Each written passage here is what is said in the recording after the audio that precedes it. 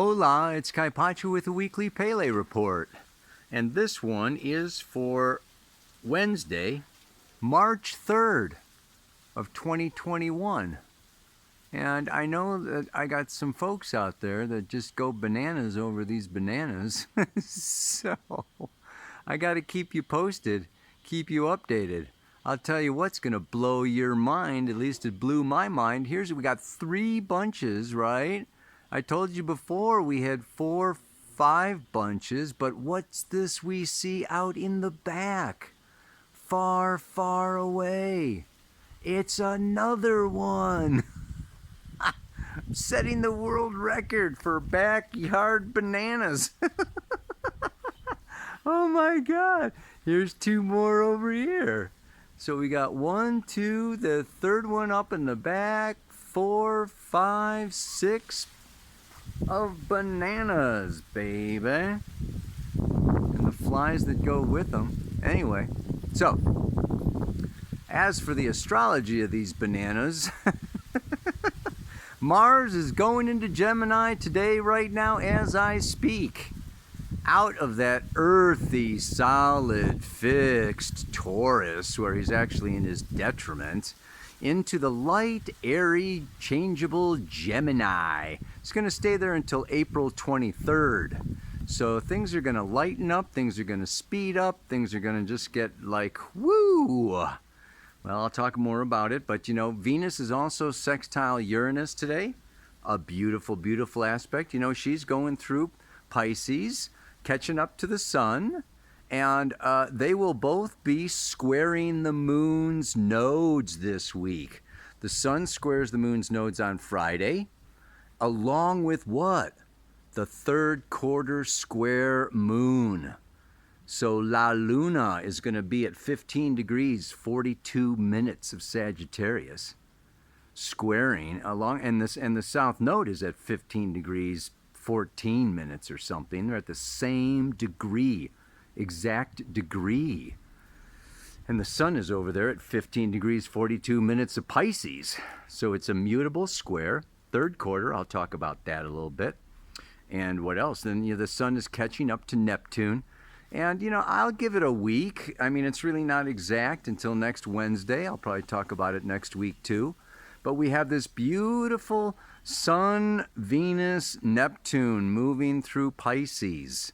And Mercury is conjunct Jupiter up there in Aquarius.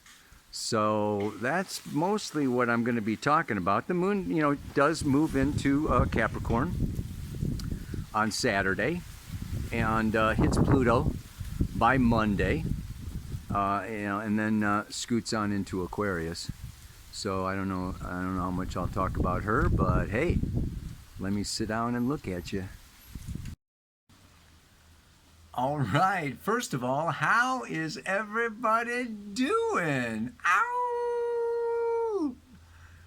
Feel a little bit of change in the energy patterns these last few days. I mean, amazing, even now the moon is in Scorpio, which is, you know, usually pretty heavy. The moon is kind of in her fall in Scorpio, you know, opposite Uranus, and then, you know, opposing Mars before going into Sagittarius. But even with the moon in Scorpio, there's still kind of a lightness of being that I'm feeling. I don't know if you're feeling it, but you know, it is, I think, reflective of a couple of different things. Number one, I'm going to say Mercury, Jupiter. Jupiter's optimism, prosperity, abundance, growth, expansion, you know, and Mercury is my thoughts and my thinking. So, and it's in the sign of Aquarius. The future, envisioning, the genius, like, you know, whoa. So Mercury, Jupiter conjunct in Aquarius, this is a great time to envision and really think ahead and plan ahead and where you want to go, where you want to be. All the planets are direct, and it's just, you know, this is really a very powerful time. And of course, you know, Mercury is the lower octave of Uranus, you know, and Uranus is the ruler of Aquarius. So it's almost like this left brain Mercury gets lifted and enlightened in the sign of Aquarius. Besides that, Venus. Venus moving through Pisces. Again, Venus is the lower octave of Neptune. Earthly love, Neptune is spiritual divine love, one with all that is. And Venus is, now moving through the sign. Neptune rules Pisces. So we've got this Neptune Venus energy with the Uranus Mercury energy. These are very powerful combinations that, I really want to speak a lot to. Aquarius and Pisces, the 11th sign and the 12th sign. And these are the universal collective consciousness, collective unconsciousness, but collective, social, galactic, cosmic. There's a lot of things going on right now, and this is in somewhat what I also want to speak to about today is, of course, the moon's nodes. And the moon coming through Scorpio into Sagittarius is going to come into this conjunction with her own south node. Now, the south node is the karmic place. It's the past, the path of least resistance. It moves through the sign of Sagittarius for a year and a half. The path of least resistance is for us to get rigidly stuck in fundamental belief systems, limiting core beliefs, and only see things our way. And this is the way, the right way. It becomes, religious fanaticism and other forms of fanaticism that we can see prevalent in different realms of society today, right? So, this is really amazing to have this squaring the Sun and Venus now moving through Pisces. And so, of course, I have to read to you. I wasn't going to, I don't like reading, where are we, right? An astrological mandala by Dane Rudhyar. Okay, he's my favorite. And you know that you can go to my website, and this book is in PDF form. I've got some page on there, I think it's like resources or something or other, but it's an astrological mandala. You can download this book yourself. And the one for the 16th degree of Sagittarius is just so apropos for today's mantra, for what I want to speak about today, for Saturn, Jupiter, and Mercury all in the sign of Aquarius, which is opposite to Leo. And we're the age of Aquarius. We could say that the shadow is Leo. We're emerging out of the age of Pisces, where Virgo, the feminine, was the shadow, suppressed, right? A couple thousand years, okay, of suppressing the Virgo energy. Now we're moving into this age of Aquarius, and it may very well try to suppress the Leo energy, freedom of self-expression, in order to conform or submit or be responsible to the social organization. So what do we have here, right? We've got this moon square. Listen to this one. This is so great, man. Sagittarius, 16 degrees. Seagulls, the image that Elsie Wheeler, the psychic, got in 1925, the image that she received for this is seagulls fly around a ship in expectation of food. Yeah. The keynote that Dane Rudhyar gives to this particular symbol that Elsie came up with: the easily acquired dependence of psychic desires upon the stimulation of social circumstances, like Facebook, mainstream media, Twitter, Instagram. I mean, right? This is way before the internet, baby. Animals drawn into the circle of what human society produces find it easier to depend on man's handouts than to pursue their usually difficult search for sustenance. The seagulls here symbolize the more wild and normally untamable energies of the human soul. But they too can develop a kind of domesticated dependence upon the byproducts of man's adventures within the realm of the unconscious. The sea symbolizes the unconscious, right? And the ship, sailing across the sea is, man-made, right? It's our, human designs, exploring the unconscious realms, and the wild seagulls, coming at it with the byproducts, right? Of the waste or whatever. It's a very cool symbol, right? Natural instincts feed on the reactions and often perversions of the socially conditioned mind ego.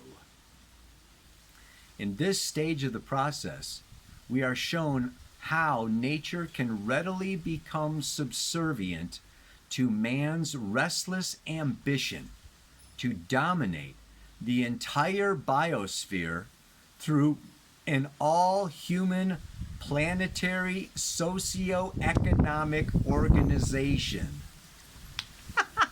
The New World Order, man. He wrote this book in 1973, right? I can't believe it, man. An all-human planetary socio-economic organization. Oh my God. This is a symbol of dependence. Dependence. So what I want to talk to you about today is this difference, of Aquarius Pisces, of collective consciousness and social organizations, globalizations, worldwide organizations, United Nations or divided nations, but nations, and corporations, and markets, and currencies, and we're getting more global,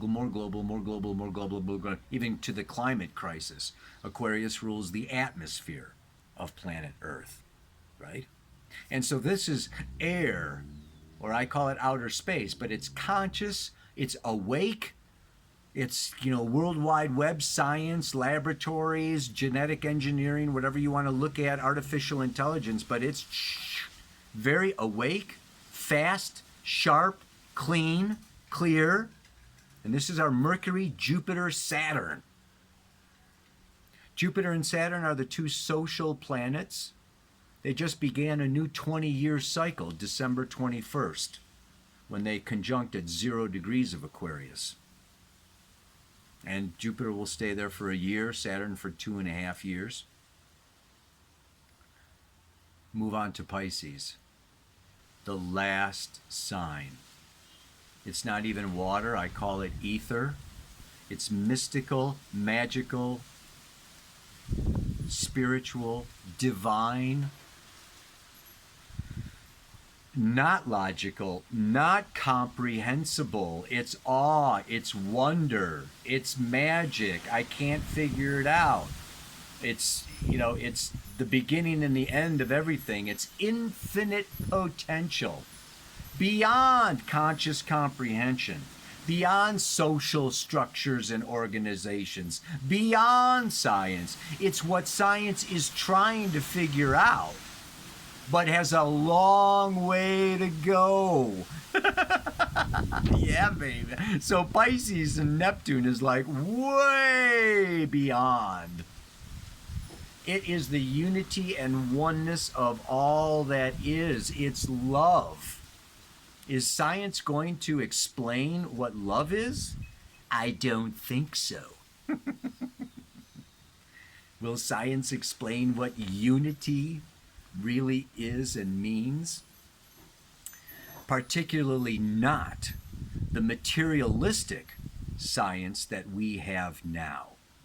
And this is what I want to point out as being very important during this time period on planet Earth as the incarnation of Ahriman approaches, as we move further and further towards artificial intelligence, towards this age of Aquarius, towards this age of controlling and dominating nature through technology and using all of her resources to create more complex technologies and possibly controlling the human race through technologies, chips, nanotechnology, etc.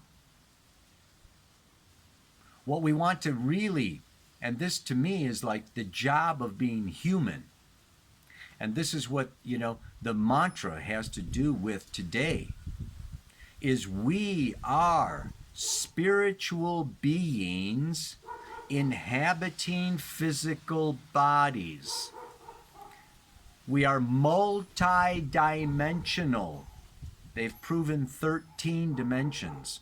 There's 14, 15, 20, 100 dimensions. And then outside of dimensions, maybe there's anti-dimensions with antimatter on the other side of the black hole. I mean, come on. Let's get out of this notion that I am this, that this is me, that this physical body, okay, and my house and my car and my clothes and whatever define me, identify me through my job or my social role, okay, or who I follow or what church I go to or what are we defined? Are we followers or are we creators? This is the danger of Jupiter and Saturn moving through Aquarius. This is the power of peer pressure. This is the power of media. This is the power of governments. This is the power of pharmaceutical companies. This is the power of external institutions defining reality for us as individual, infinite spiritual beings. Hello? Are we going to let that happen? Not me. Not astrology. Just look at how astrology is so beautiful. It's so divine. I always say, like, the celestial sphere is like the face of God. And when we look out at the starry night sky, we're looking at the face of the divine. And these planetary bodies, these physical round globs of matter in space, they're not doing anything to us. This is not, it's not Newtonian physics, where some force is being exerted on us, some magnetic or whatever, Saturn is sending down rays that are, fatalistically driving us towards or away from this or that. I've said it a million times, right? It's a hologram. This is a reflection of as above, so below, as without, so within. Everything reflects everything else. And beyond the physical reflection, let's look at our etheric body, our energetic body. And then let's look at our astral body. And then we can go beyond. We have this, we have the planetary spheres. We have the spirits of Mars, the spirits, the Elohim existing there on the sun, right? It's just like these are behind every physical manifestation, there is a spiritual force and energy. And this is what Ahriman, and this is what technology, and this is what we are up against This is our challenge. This week's mantra mentions a challenge.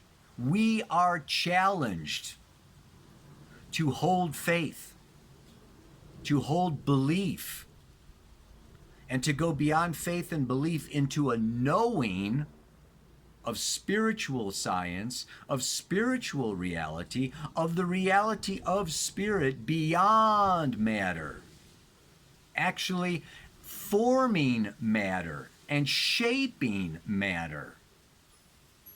Before there was matter, there was spirit. And Ahriman would like to rob us of religion, rob us of spiritual beliefs, call it all woo-woo. I mean, I was just thinking about this today, how Yogi Bhajan and like so many things are being, like attacked. And spirituality is becoming, in very many ways attacked on very many different levels. And the leaders of the gurus are, falling, and the teachers and and artificial intelligence and these billionaires are coming up with more control, more influence, more power over the younger generations, over the educational systems. And I'm not saying that light workers are get it, but I am saying actually it's like what light workers, which were like really big starting in the 60s and building on the light workers, and there's a lot of other subcultures emerging these days. And this is the danger of Aquarius dominating, overpowering, overshadowing, subjugating Leo. Leo is, I am a ray of light from the sun. I am an agent of life. I am a spiritual being that is creative. So are we creating an identity? Are we creating ourselves? Or are we in this place of, reading, watching, listening, following, and or not, maybe not following, but rebelling? Even when we rebel against something or somebody or some action or government or whatever, political party, even rebelling against, we're giving our power, saying you're real, you are powerful, I need to stop you because you are so, I'm afraid of you, or I don't want you to drown me or stop me or da da da da. So in many ways, even rebellion is in a way giving our power away. Obviously, following is giving our power away. What Leo is about and what the sun is about, and this is what's so beautiful about what's going on right now, is the sun is in Pisces, coming up to Neptune, infinite spiritual realities. Woo! Yeah, I mean, it's a light worker's dream come true. Oh, that's the song for the Dreamer, Nothing But a Dreamer by Supertramp. I'll put a link for it down in the notes below. Yeah, that's great. That's a good one, because we may be called dreamers. And when you spout or discuss or share, your spiritual downloads or your creative manifested, visions that you want to bring into reality, you may be called a dreamer, or like you're out of touch, or you're way out there, or get off it, are you crazy, or blah blah blah blah blah blah. Don't forget, Aquarius and Pisces have to do with mental institutions. They also have to do with like losing it. Yeah. So this is probably the downside or the danger of this Sun Venus squaring the moon's nodes. It's called a skip step. We need to do Pisces, but we want to do the highest expression, the mature, the highest vibration of Pisces. The lowest vibration is I want to numb out, escape, avoid, take some drugs, alcohol, sex, music, Netflix, books, whatever. I just, this is too intense, too heavy. The challenge is too much. I give up. I'm just going to escape. Rather than, I am a spiritual being. I am going to imagine. I am going to dream. I am going to believe. I am going to hope. I am going to incarnate my spiritual truth into this third dimensional earth reality. You know what I'm saying? So the mantra for this week is, I accept the challenge of visiting planet Earth to not lose my identity, but rather give it birth. Leo is, children, creative expression. Aquarius, we can lose our identity in our little clique or our little group or our little, tribe. So let's not lose that, but, diversify and then unify. Come together as unique, creative, spiritual individuals. And then we create a kaleidoscope. Our society becomes multifaceted rather than cookie cutter stamps. Ow, baby! You know what I'm talking about, I hope. You could say I'm out there or whatever. I accept the challenge of visiting planet Earth to not lose my identity, but rather give it birth. May you birth a new identity, bringing your spiritual essence into blossoming, blooming flowers of life. Namaste, aloha, so much love.